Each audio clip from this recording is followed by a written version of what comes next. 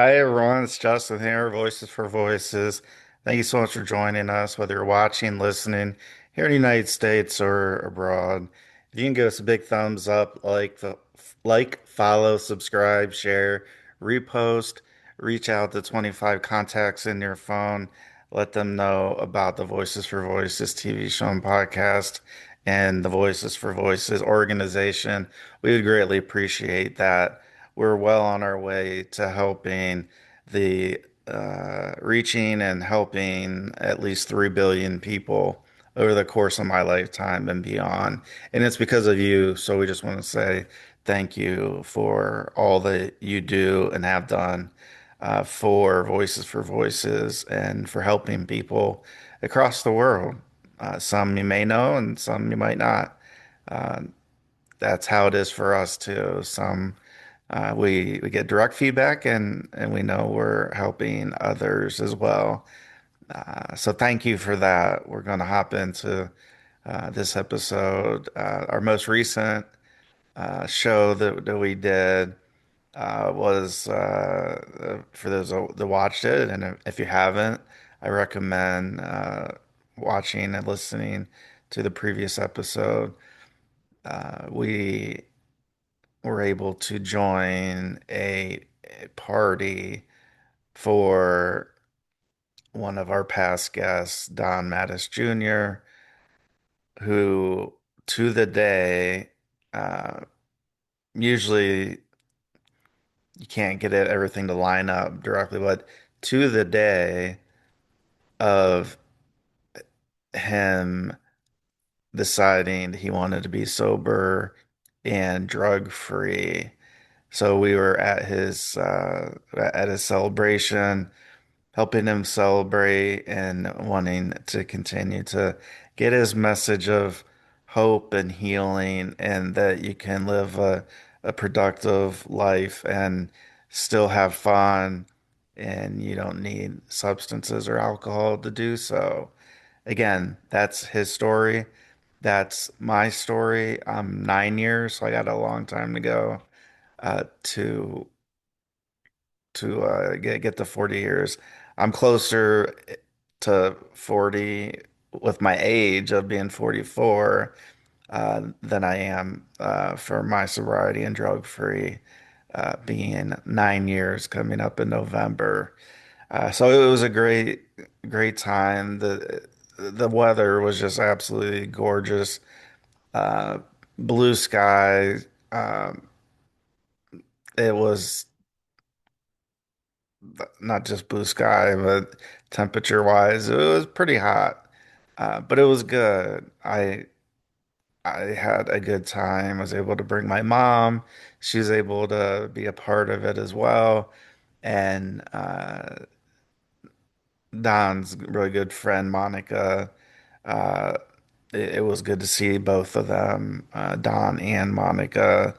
Uh, they've uh, they've been pretty instrumental in what we're doing and the fact that we're not giving up, that there's going to be obstacles and hurdles all along the way. And to see a person go 40 years without something, I mean, it's hard to go 40 years with or without one thing or another. Uh, so for 40 years, that's just it's just remarkable. And again, please check out that episode. It's the one right before this one. Uh, it was just again, it was a great time, and just to be around positivity that you don't have to be doped up or anything. So that was a lot of fun. Uh, it was a packed day.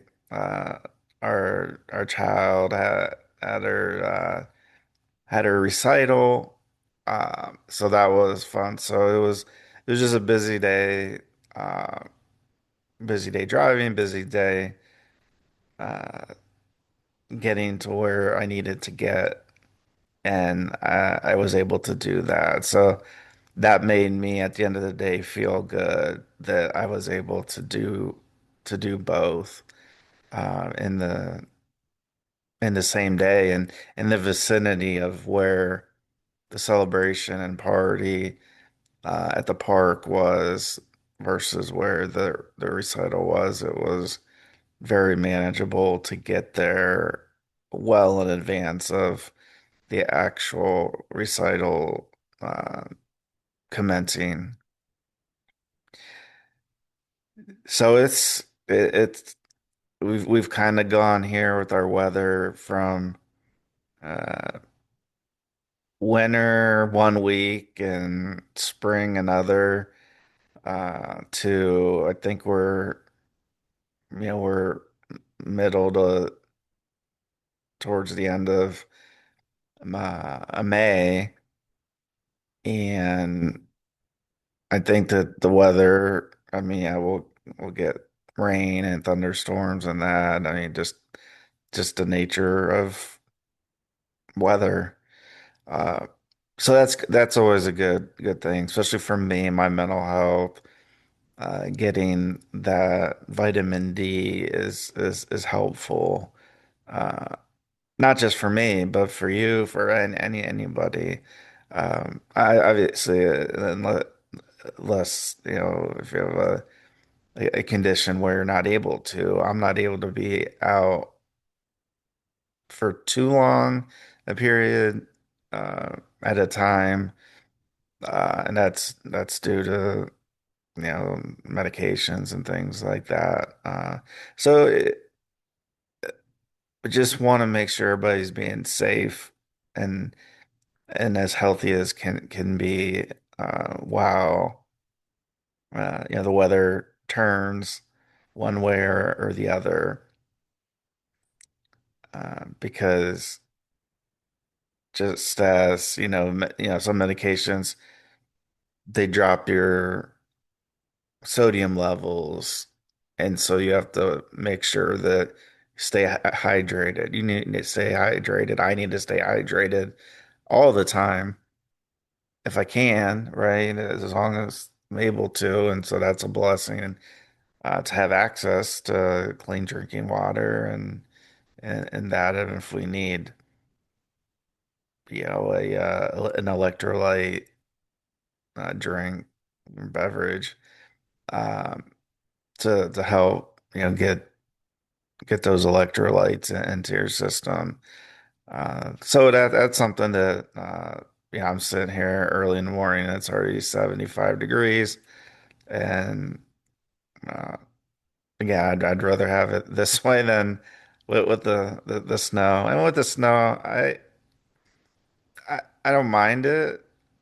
I I just don't like driving in it. So if I was able to be, I don't know, like teleported from location one to location two and that uh because there's just a greater chance in accidents driving and that but that's just a personal preference and that.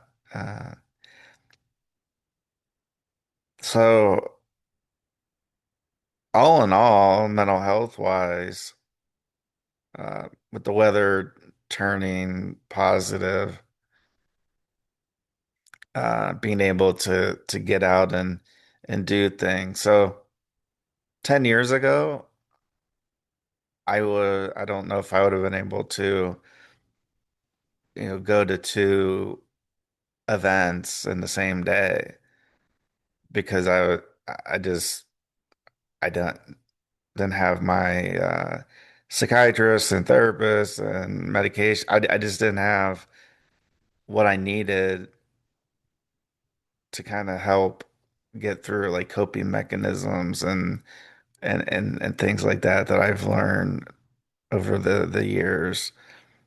Uh, so for an average person, regular person, it's like, oh, big deal. So you want the two things. Well, it kind of is because both of them were social like events.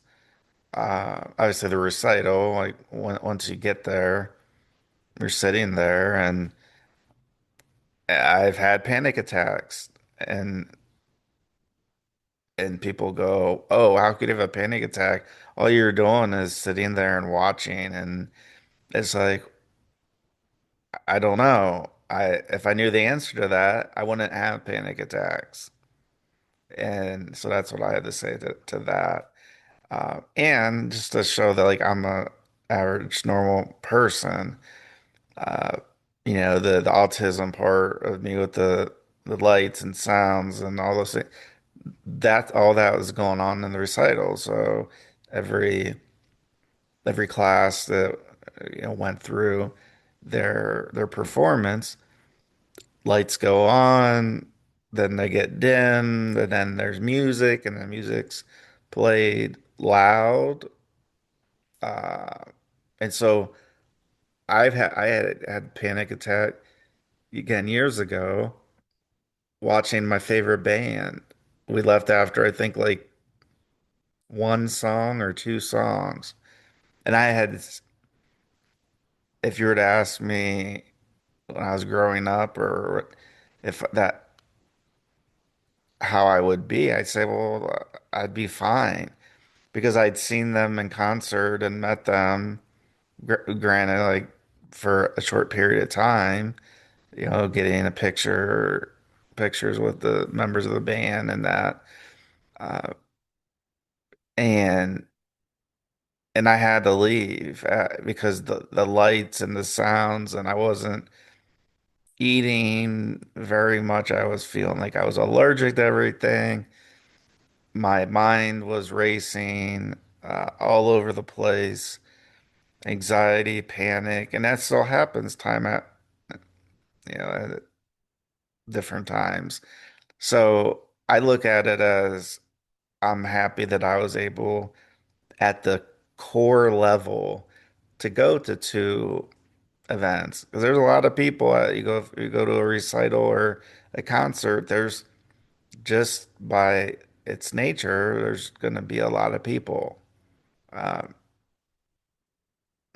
and it's not that I have to go meet all the people and go shake their hands, or I don't have to do that, but it's one of those things where um people are mowing grass, so that you might be hearing that as well as obviously, our pet. Um, and so panic attacks, I could have easily had panic attacks uh, at the recital. I could have had them at, even though the event was outside and the weather was gorgeous, and uh, it was for a positive. They're both for positive reasons. Uh, and so even 9 years removed from starting to get the help that I needed and I still need, it's a big deal now that I'm able to reflect on that, on that day, with that being yesterday.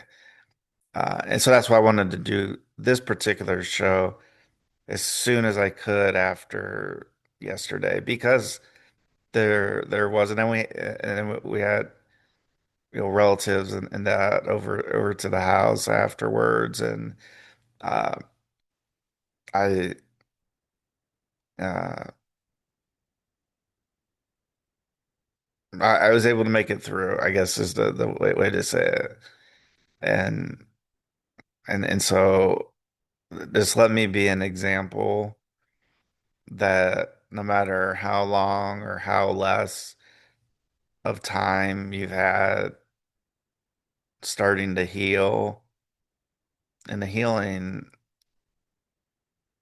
internally, it's probably going to take the rest of my life, and to go through therapy, and there's medications or what have you.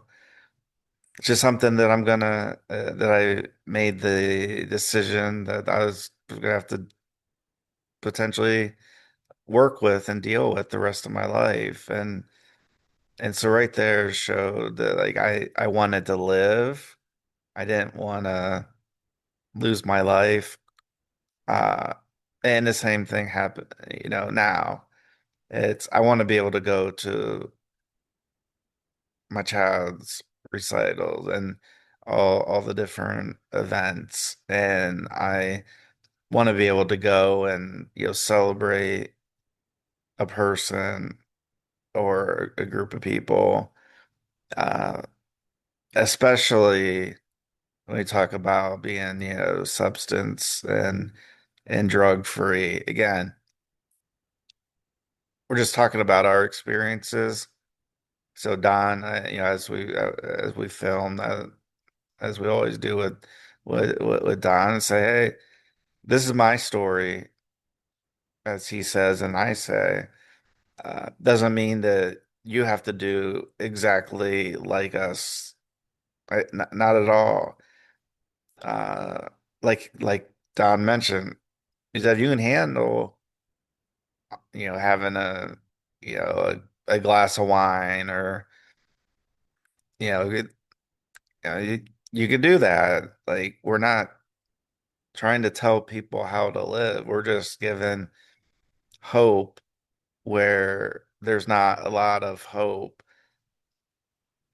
Let me rephrase that. There's not a lot of hope that gets promoted and that people can have a role model, or a person that you can look to and say, well, they did it, so why can't I at least try? Whether it's substances, drugs, or whether it's learning a new language, whether it is uh, starting your own podcast, whatever that it may be, is just saying, you know what, like, give it a try. I mean, why not? What's the worst that's going to happen? It's not going to work out. Okay. Ask me how many times things that I thought were going to work out worked out. I don't have an exact number, but I'll tell you this.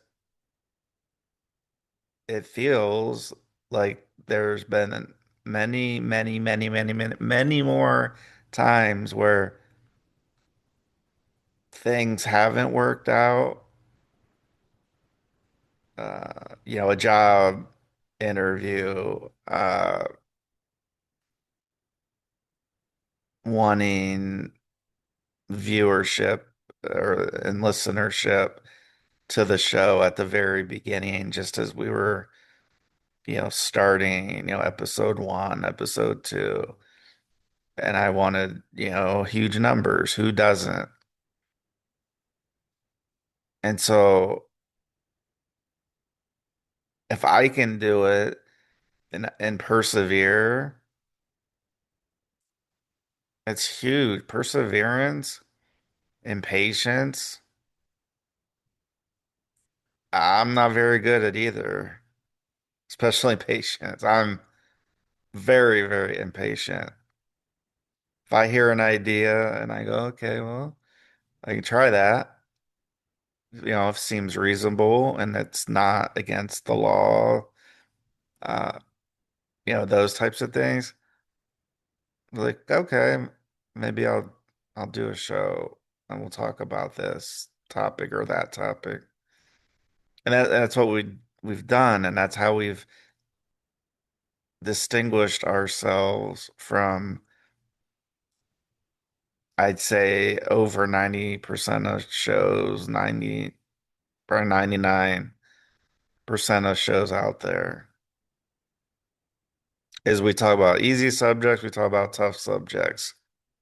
And Don's sitting there talking about, heroin addictions and all those. That's pretty serious. That's pretty deep. Uh, it's not for children, um, to to watch, as parents and that. Uh, but you just have to know that, and people that have been following us, from episode one to over 500 episodes. I mean, let that sink in. I mean, I'm trying to let it sink in, and I'm having a hard time because I've been told no so many times. I've had a studio, TV studio, that's been taken away. I've had so many opportunities, and those have been taken away, and some have worked out. And I could have just stopped after like 150 episodes or 100, right? The easiest thing to do, the laziest thing to do, which for someone like me, having major depression, no matter, I get outside or I don't, or what have you, I mean, I got lazy written all over me. Like, I'm so lazy, I'm on the couch all the time, or I'm on the chair, or it's like, but hello, over 500 episodes? This isn't like I said at the very beginning of the organization at our first event and going forward. We're not a fly-by-night organization. And you might say, oh, it's easy to do a podcast. Okay, well, then do one. Go ahead. Everybody, say everybody, the majority, I would think, would have the ways and means to do a podcast. So if you say, oh, well, that's all you do is, well, we do more than that. Uh, we're just not gonna share a lot of things that are in motion because guess what?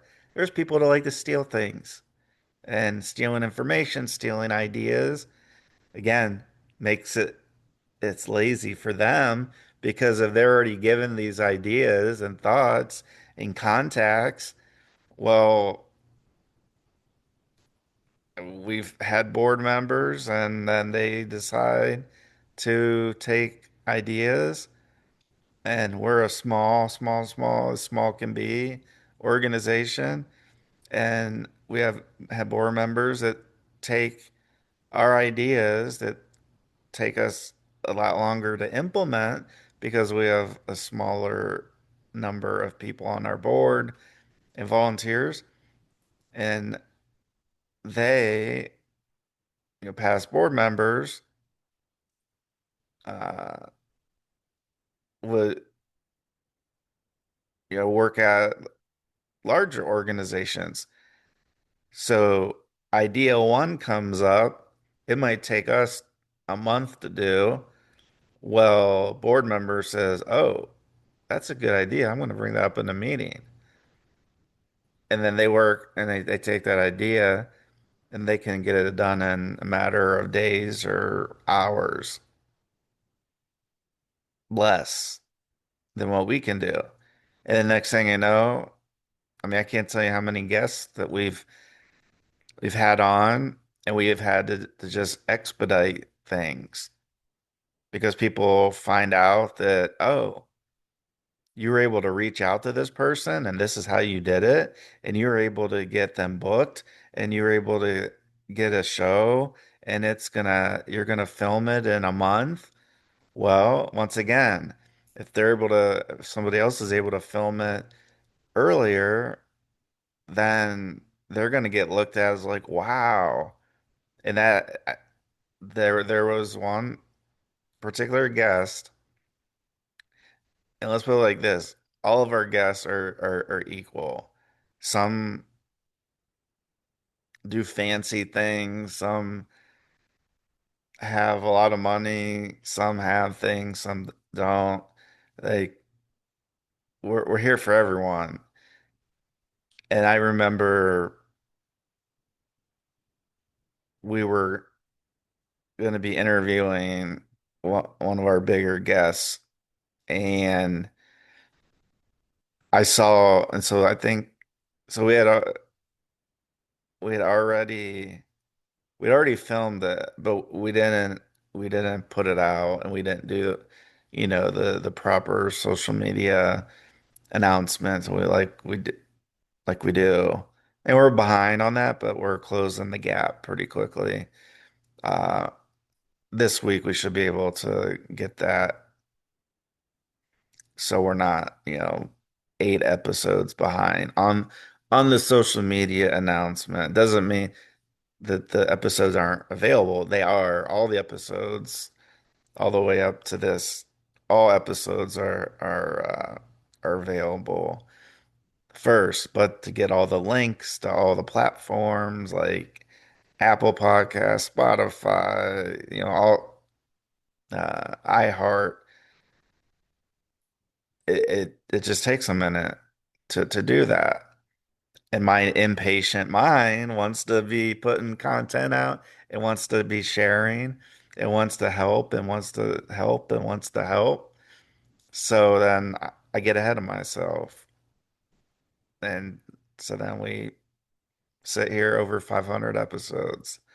Uh, so this guest, so you're getting back to that source. So this guest, we'd already filmed it. We were going to be releasing it on the following Wednesday. Well, I saw a social media post from another organization said, "Oh, we interviewed this person and we're gonna release it or drop it on Monday." And I'm like, "We're gonna drop it on Wednesday." But once I saw that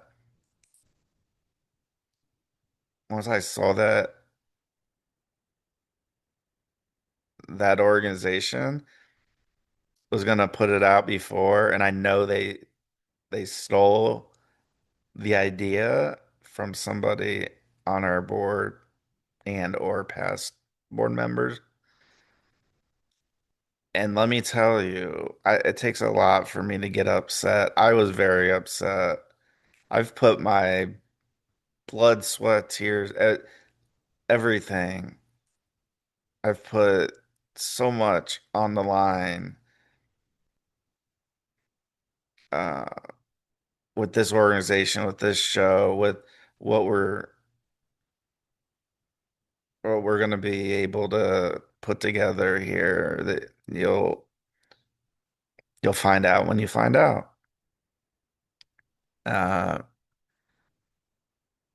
and so it made me so upset. So then I fast tracked it, and then I dropped it on that Friday instead of waiting until Wednesday, and then did the social media post. So right there's an example. I could have, again, I could have just waited until Wednesday, but that competitive spirit was actually helping me go, okay, Justin, you can wait. Yeah, you can wait, or you can get ahead of the curve. And that's what we did. And so that's why that's why we drop episodes so they're available before they're out on social media because I want things to get into the algorithm and continuously. And so when there are topics, events, experiences, I want to make sure that as soon as possible, so almost like before very many people know that we've done a particular show with a particular guest, or we've talked about a particular topic. What else I wanted to share, uh, and we talk about, tough topics uh, and so I wanna share and I want to give a uh, big thank you to the state of Texas.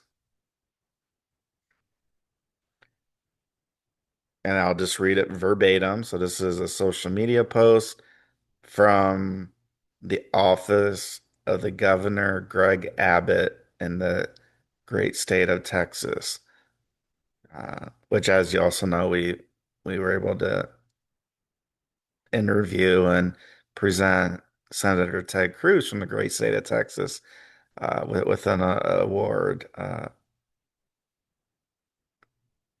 And so this message that they posted, what I'm gonna quote uh, is about one of those tough topics, one of those hard topics.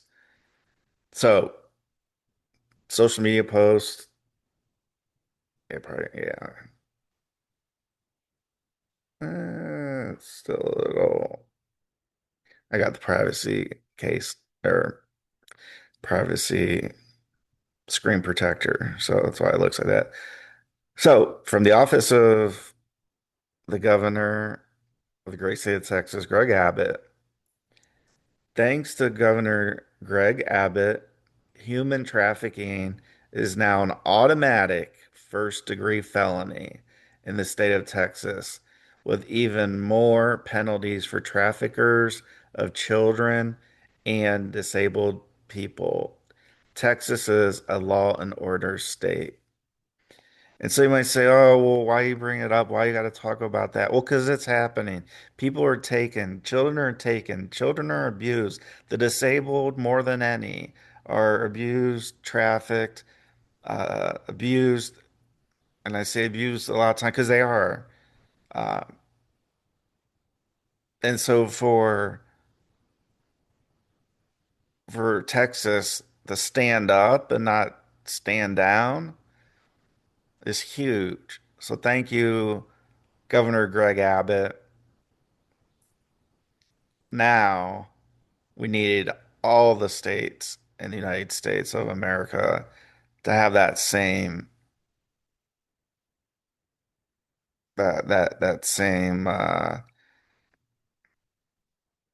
those same penalties. Trust me, folks, this stuff's happening. If you've been following their show,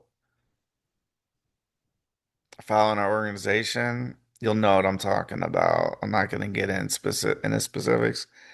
Uh, it's all public information, so I'm not gonna I'm not gonna give any press to people uh, that are directly involved with things like that. So bravo, thank you, Governor Greg Abbott. We'd love to have you on the show.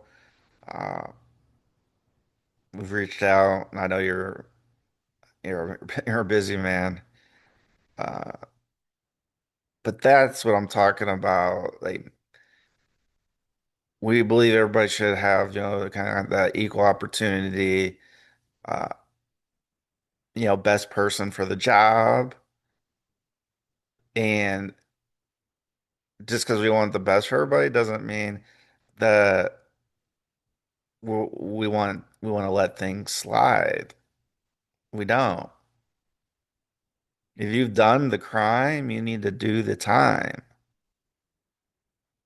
And that right there, folks, I'm going to read it again because I wanted to get into the algorithm.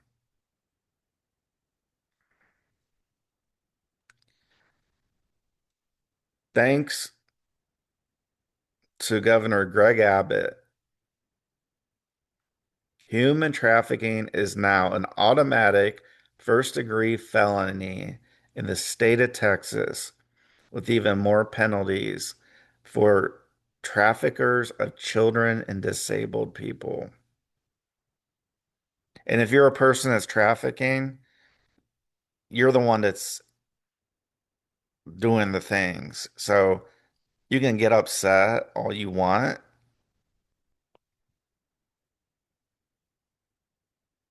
but if you do things that are harming people, especially like the that I just stated, that the governor of the state of Texas, Greg Abbott, did, then you should be locked up. You should have to do the time. And that's just the way it should be. So I don't know why there is such lackadaisical approach to this.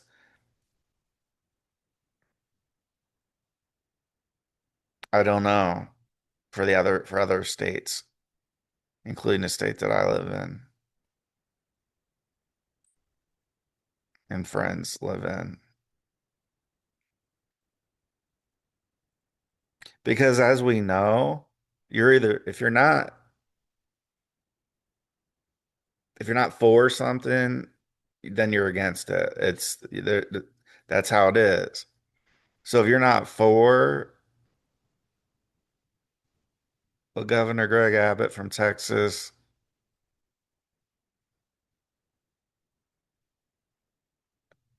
has taken action on, then that means you're against it. Full stop. As Tyra says, enough said.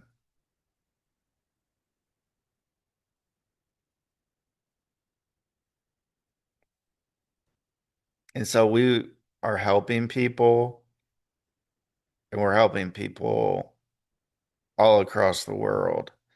And that's not me being egotistical or that, but we are we are helping people all across the world. And we're going to continue to do that. And we're going to continue to call out when people do things that they're not supposed to do, and when states, cities, townships, whatever, countries, when people are doing what they should be doing, we're going to talk about it. And you can expect that. And that's part of how we've got over 500 episodes of our Voices for Voices TV show and podcast. So again, if you're not for it, you're against it. Silence is against. And especially when you're talking about, people being abused, think about your own family. You cool with that? You cool having your family members abused? I'd say probably not. So why doesn't the kid down the street that's disabled who's being abused, why shouldn't the people abusing that child be hauled in and have justice served to them?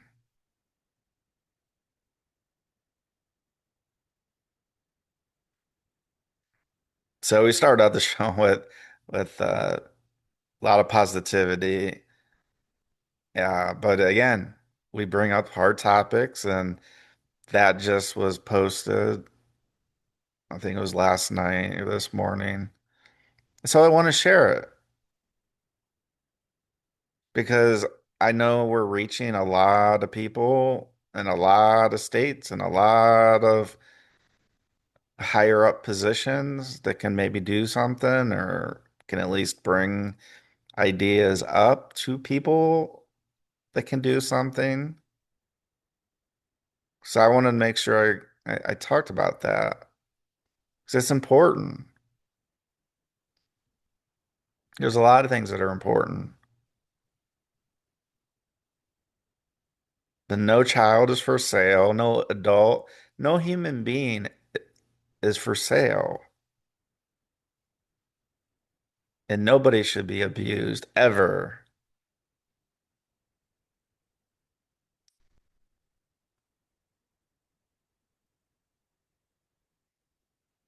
And I'll close on this. Get a lot of heat for things. So there's a child in the neighborhood who was over at the house. We have our pet Lucy, right? And she was barking.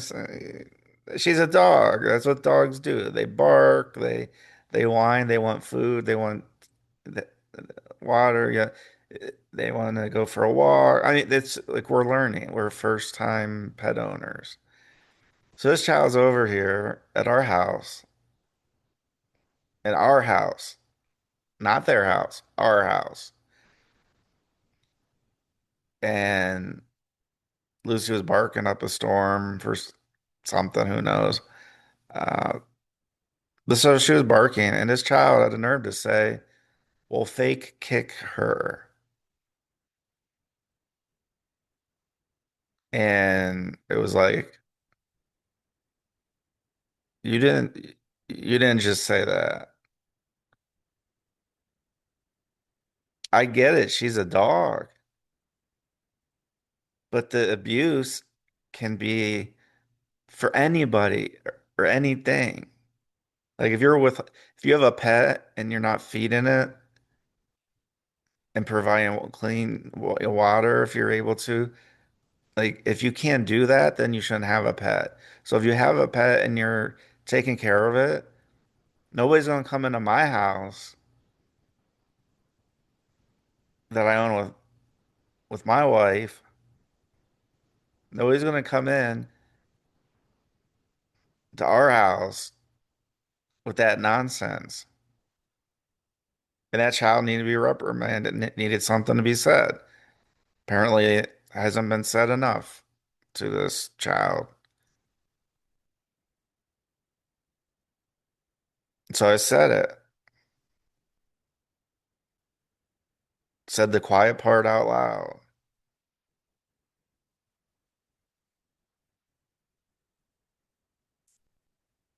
They're also playing a game in the garage, throwing towels, sitting on cart. And then I was walking out the door to start the beautiful day of Don's celebration and our child's recital, just like I always have since we've lived here or lived anyway, right? Press the button for the garage door to go up. So press the button, snap. The automatic garage door is now busted.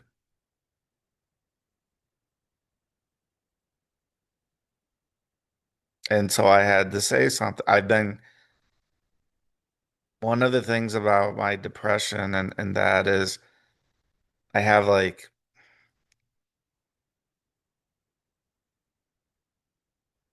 it takes certain situations and certain things for me to say something. Like I don't want to be confrontational and I get it,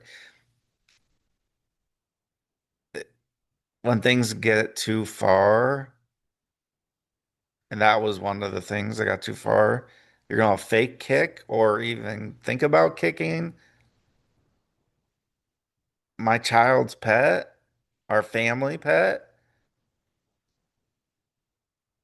Get your ass out of my fucking house. I don't care if person's 6, 8, 10, 99, 1,000 years old, whatever. And I know nobody lives to be 1,000. I get that. I'm using it for effect. And so I've started to stand up instead of sit down.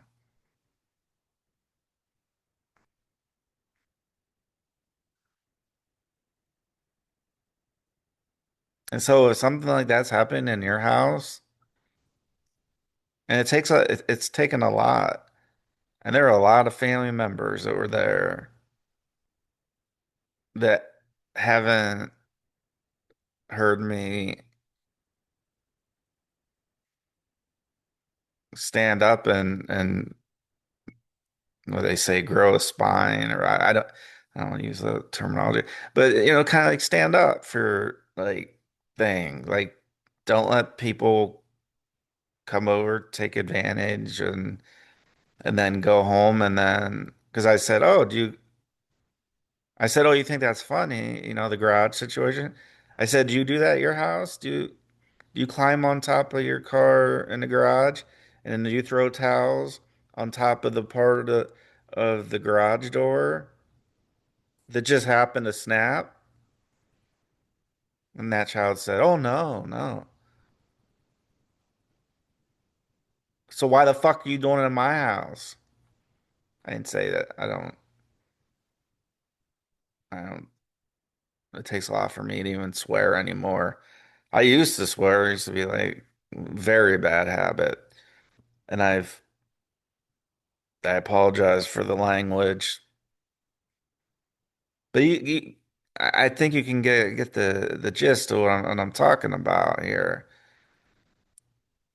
And so again, for me having the depression and all that, I'm risk averse, where I'm just like, all right, I'm just not going to say anything, because if I say something, then people are gonna get upset, or go, "Oh my gosh, did you hear Justin?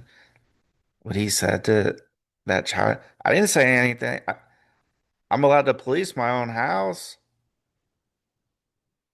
I have a child. They're hearing this. They're gonna think this is okay, and it's not. So parents, if you see something, say something.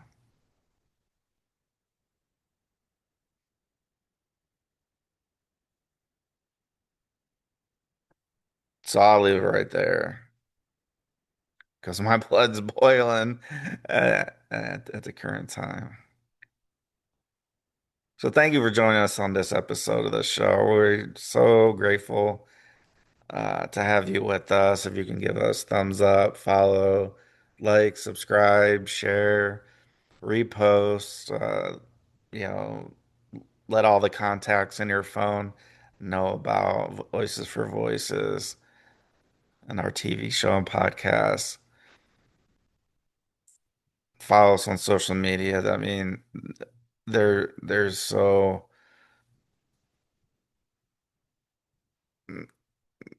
there's things where I can stop dreaming,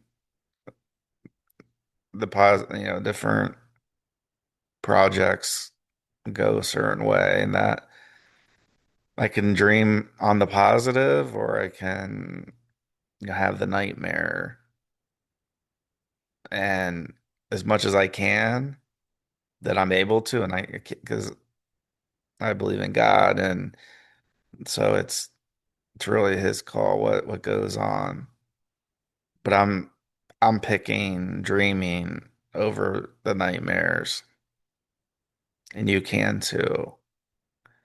So this has been Justin Allen Hayes, Voices for Voices. Thank you so much. Check out our whole catalog of over 500 episodes. Truly remarkable. And the main reason we do it is because of you, our viewers, our listeners here in the United States and across the world. Thank you so much for making Voices for Voices a part of your life. Thank you. And we'll see you on the next show. Bye bye for now.